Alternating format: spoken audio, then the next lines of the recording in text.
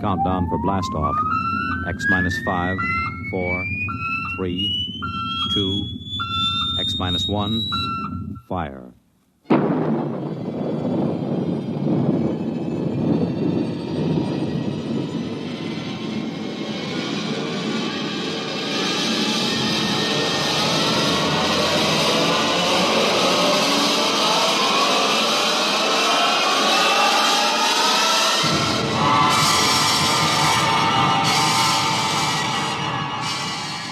From the far horizons of the unknown come transcribed tales of new dimensions in time and space. These are stories of the future, adventures in which you'll live in a million could-be years on 1,000 maybe worlds. The National Broadcasting Company, in cooperation with Street and Smith, publishers of astounding science fiction, presents X minus 1.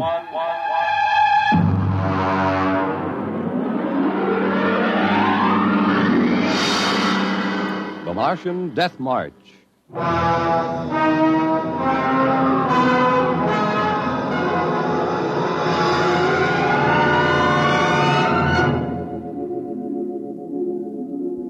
I've always been interested in lost causes.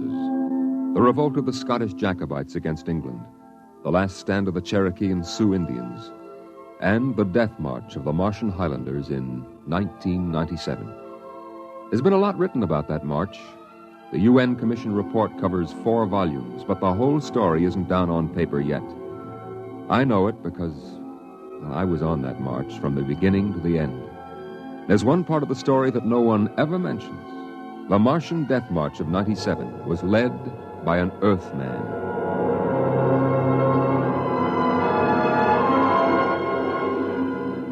Maybe you've been over the route of the march. There wasn't any highway there 30 years ago in 97. There was desert, hot, burning desert. I lived at the edge of the Calmac Canal then with my father. He was a prospector searching the surrounding desert with sonar probe and Geiger counter, scratching just enough ore from under the Martian sands to pay for our grub stake the next year. I remember he was in the Adamson digger in the North Quadrant when I came running out that day.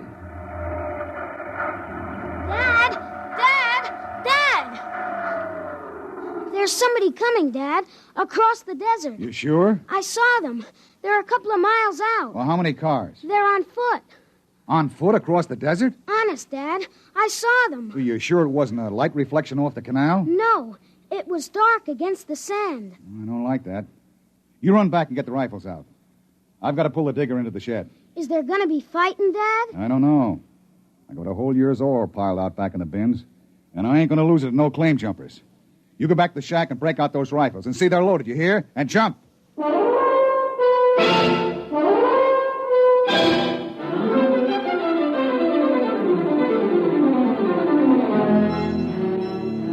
Dad had 3 surplus Army rifles and a couple of homemade grenades made out of ore cans stuffed with Adamson A explosives.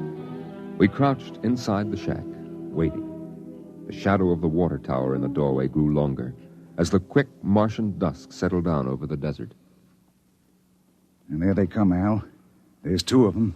What's that on the first one's back? Why, I haven't seen one of those in 20 years. What is it? A one-man desert tank. They used to carry water that way before Adamson put out the air-still units. There's something funny about that second one. Look, he's all spindly, and his head's funny. He's funny, all right. Al, that's a Martian. I never saw one off the reservation before. Well, there hasn't been one, not in 10 years. I don't like this. Here they come into the dooryard. You remember what I told you. Line up the sights and just squeeze the trigger. Hello! Hello there! Now, Dad? Hello! Wait a minute. What do you want? Water! I need water. Who are you? My name is John. John, huh? What are you doing with that spider? His name is Cantalcar. I don't care what his name is. What's a human doing with a Martian? I found him in the dry bed of Calmac Canal, nearly dead of thirst. He probably ran off from the reservation. When our brothers are caged, they seek freedom. Brothers? Those spiders? All living creatures are our brothers, on Mars as on Earth. Hey, wait a minute. Bert Olstrom at False Wells told me there was a screwball heads preacher over there hollering about letting the spiders loose off the reservations. Let no man call his own. No man, nor tribe, nor nation. I guess that's you, all right. Bert told me they called you Crazy John. I don't suppose there's any harm in you. Fill your tank up at the air still. And you can even have supper with us. We would be happy to. We? What do you mean, we? Cantle Carr and myself. That spider? Oh, no, I ain't having a Martian sit down and eat with me. You come on, though. Thank you, sir. No. Where my brother is not welcome, I cannot go. Well, suit yourself. Al, get the key to the water tower. Come out here. All right, Dad. And put away the guns. We won't have any trouble from these two.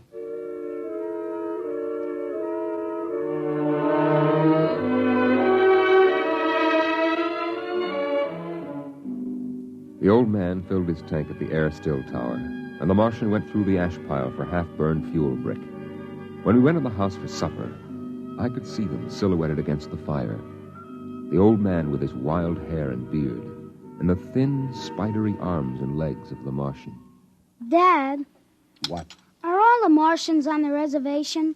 Yeah. All but a couple of wild ones in the mountains up north. The patrol catches a couple every year. Why? Well, they murder people. No, I mean, why are they on the reservation? Because it's the safest place to keep them. Past us all. How many are there? Oh, I don't know.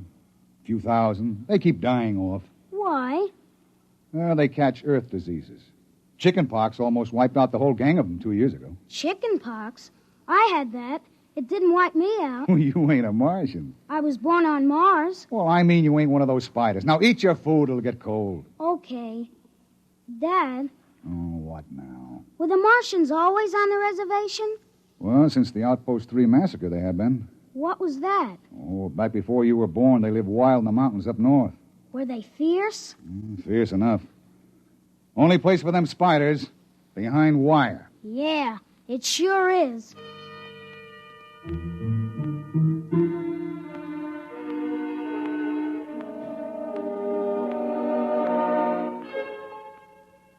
Out in the dooryard, the campfire flickered at the base of the water tower.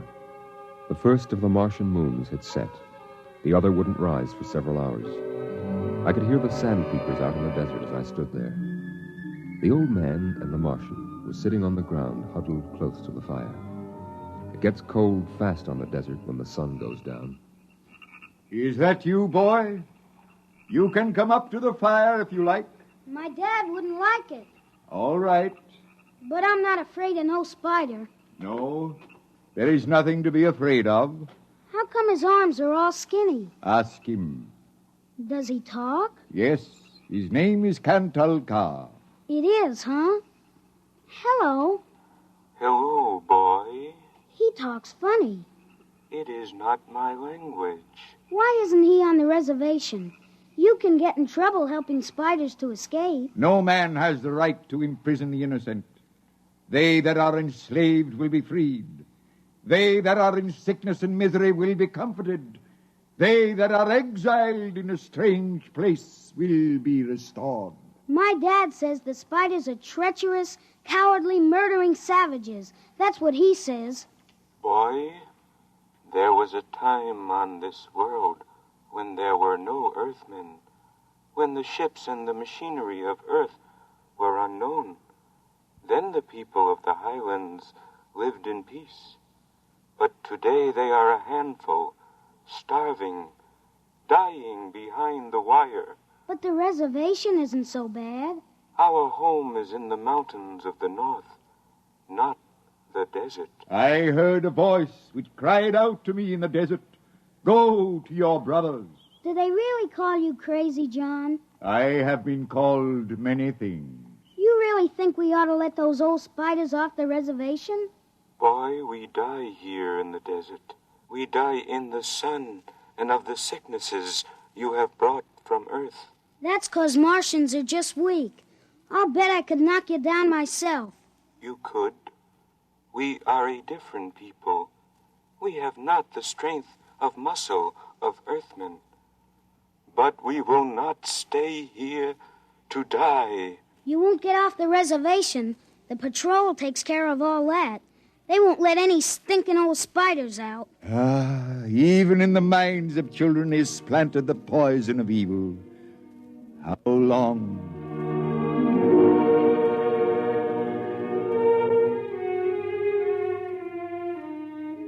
That night through the window, I could see the flicker of the old man's campfire. He was walking up and down now, shouting, singing hymns, verse after verse, his white beard catching the light as he passed behind the fire.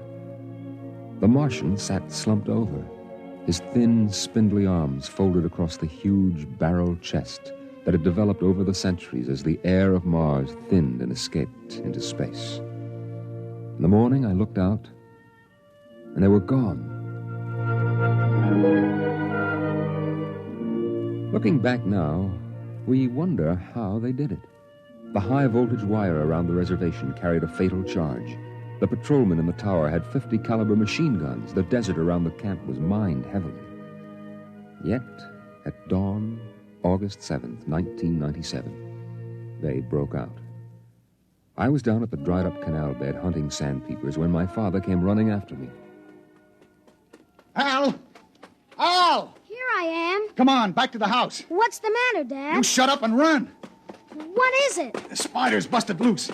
Bert Olstrom radioed in. They come in here? They're headed this way, the murdering devils. They kill anybody? 6 patrolmen when they busted through the wire. What are you gonna do, Dad? Fire a keg of Adamson A across the gate. You get in there and get the guns out.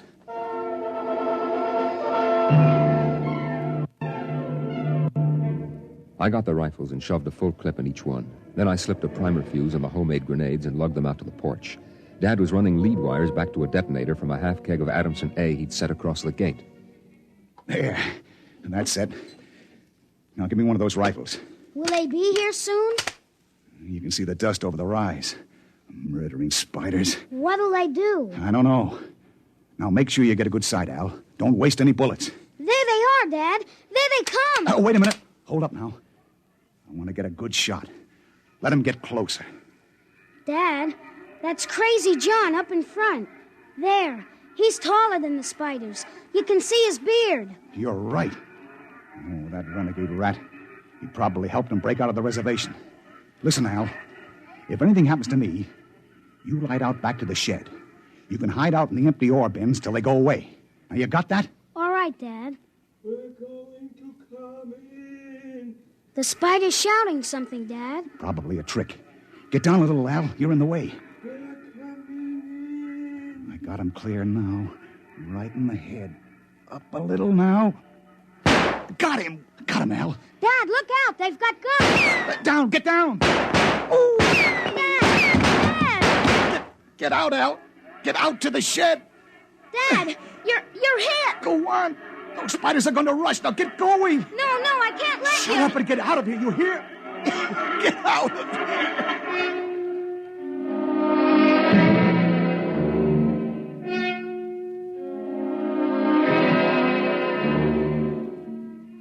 I ran back through the house to the shed. Behind me, I could hear the Martians sweeping up to the dooryard. Then suddenly the ground shook, and I could feel the dull concussion waves hit my ears as the Adamson A exploded. I could hear the high, whispered screams of the Martians and the rattle of fragments on the metal roof of the shed. I dived into the empty ore bin and slammed the hatch almost shut. I sat there waiting. And then suddenly a shadow fell across the edge of light, and the hatch slid open on top of me. You leave me alone. I'll kill you. Boy, I've been looking for you. Where's my dad? What did you do to my dad? He's dead. You killed him. You and those spiders. I'll kill you. I'll kill all those stinking murdering spiders. They are our brothers, boy. Your father shot without warning, and the fire was returned against my orders. You mean you weren't going to attack us? Our brothers came in peace. They are going home to their mountains. We came to get water for the journey. You mean you just wanted water? You... Dad! John, the Earth Patrol will be following us soon. We must go. And the boy? We'll have to leave him here with water and supplies. No, the Earth Patrol would question him. We need the time. He goes with us.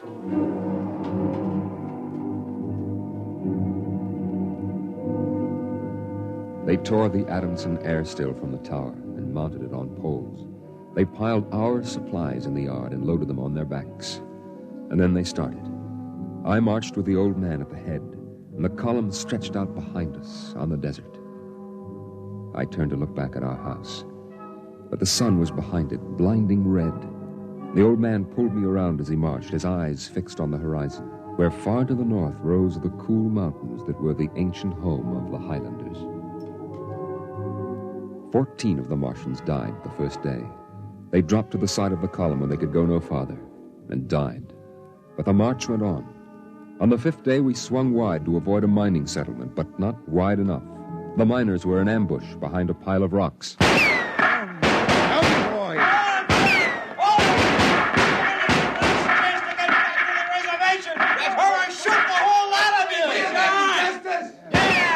I shall lead them home, home to the promised rest, home to the mountains. March forward! March forward!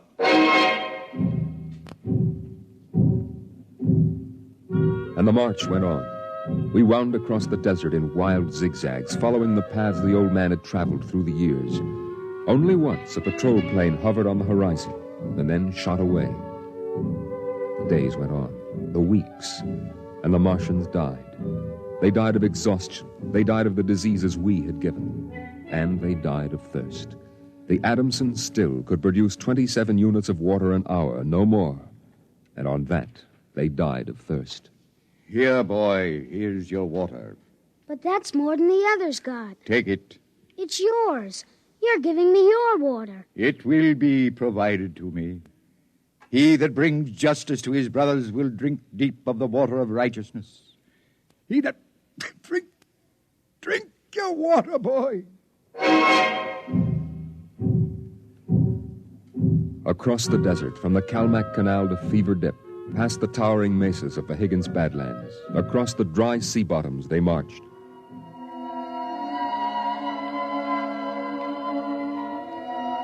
On the 54th day of the march, we halted at evening. The air was thinner, colder now. The rations had long since been exhausted. I lay down to sleep wrapped in the old man's coat. Early in the morning, before sunrise, I woke suddenly. The ground mist that had covered the desert the night before was lifting slowly. And I saw the old man standing by the burned-out fire, the vapor swirling around his legs in the cold light of the false dawn, edging his wild beard. Go back to sleep, boy. I can't. The end is near. I have led them through the wilderness, dry shod across the seas, and before us lie the mountains. You mean we're almost there? When the mist is taken from the eyes of man, the place of refuge can be seen. You mean the mountains? It's over. We're there. I have led them to their home, and I must go back to the desert. You mean alone? Even now, I hear a voice in the wind. Carry the message to the men of earth. Bring to this new world the message of the old. All beings created in the universe are my brothers, and he that harms my brother harms me. Goodbye. Goodbye, boy. You'll be safe now. Goodbye, John. Goodbye.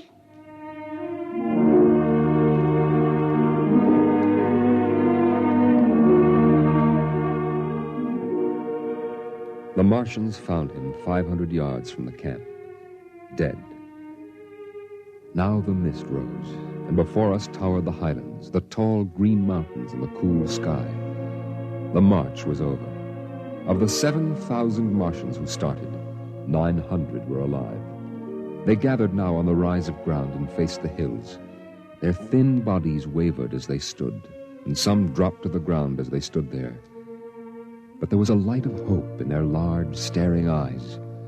Most of them had died, but they had died on the way home, and now the march was over.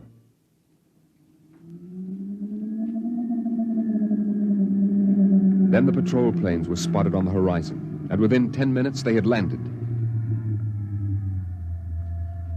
The Martians stood silently as the squads piled out and set up the 50 caliber machine guns and the petroleum gel flamethrower. All right, you spiders. Hands up and stay together. Gather in a bunch and don't try anything. Sergeant? Yes, sir. Shoot the first spider that moves. And shoot to kill. All right, where's that boy? There was a boy reported. Here I am. You all right, kid? They hurt you? No, I'm all right. John gave me his water ration. Oh, the leader, huh? Well, I've got a warrant for him. Where is he? There. He's dead. Huh? Oh. Well, just as well. I'd hate to be him in front of a settler's jury. What are you going to do to them? The spiders? See those transport planes coming in? We're going to ship them all back to the reservation where they belong. You can't. You can't do that. What are you talking about, kid? You can't take them back. They're home. John said they were home. You can't take them back. It isn't fair. I won't let you. No, I won't let you. I won't let you. Hey, let go of me. Sergeant! Yes, sir. Peel this crazy kid off me. All right now, kid, take it easy. I must be shot. Can't believe he's safe now. Yeah, I guess that's it. All right, you spiders, step it up. Move along to those transport planes. It's all over now. You're headed right back to the reservation.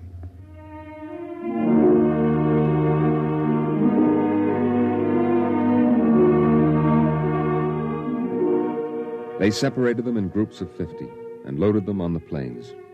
900 out of 7,000. And soon the first big-bellied ships waddled out on the hard sands and lifted slowly into the air, headed back to the south, flying over the trail of dead and dying who started on the march to the highlands, the march to home. Don't worry about them spiders, kid. We'll take care of them. Come on now, kid. You'll feel better as soon as you get back to civilization. I looked once more at the green mountains towering through the mist. And then, just before the motor raced, I saw John. Crazy John, propped up against a dognut bush where the Martians had placed him. The wind from the south gave the wild hair and beard a rippling life. He faced the hills, the home and rest he had promised his brothers, as he led them through the wilderness of Mars.